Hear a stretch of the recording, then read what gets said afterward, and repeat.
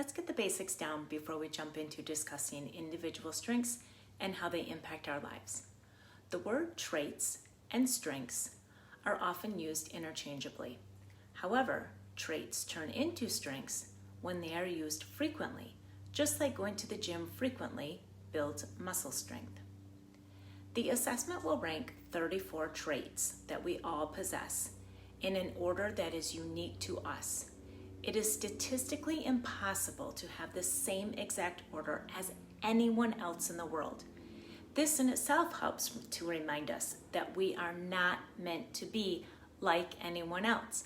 In fact, one of the leading causes for depression and anxiety is thinking we should be more like someone that we're not.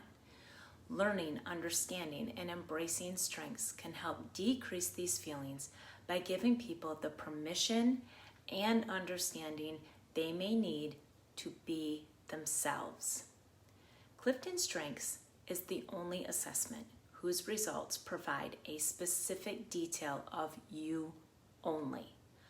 Most other get to know yourself quizzes will put you into a box or a category with a whole slew of other people based on general personality. Strengths are categorized into dominant domains.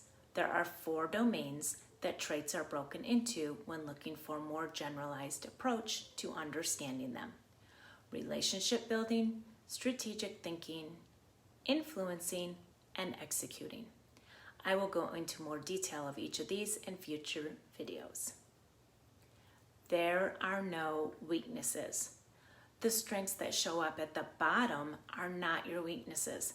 They are incredibly useful in showing you how you show up when you are not being your authentic self. This quite often happens when you are doubting yourself, trying to live by someone else's terms, or slip back into thinking that you should be someone that you're not. Don't judge a strength by its name. Just as we should not judge a book by its cover or a person by their looks, it won't serve you well to think that you understand a strength by the name of it. The meaning is so much more complex than its title, and depending on where it lands in your order and what other strengths are around it, that meaning will fluctuate.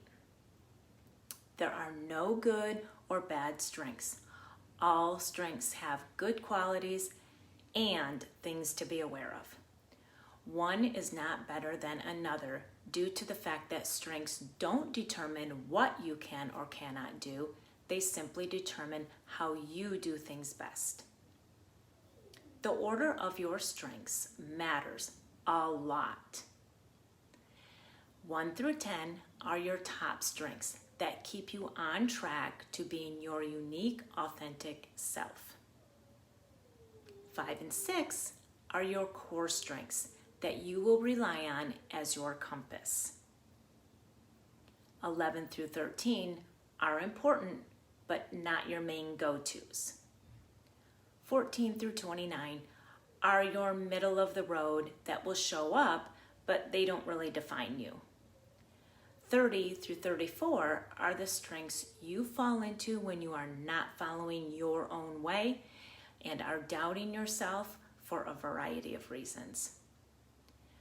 I know the word journey is overused these days, but I can't help but equate your life's journey to a road trip across the country.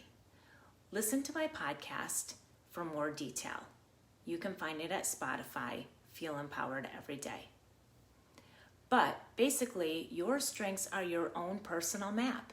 You need to make the choice to be in the driver's seat instead of letting someone else take the wheel and determine your path. Within your top strengths, there are bridges and tunnels to be mindful of, and your compass gets you back on track when you start to meander off.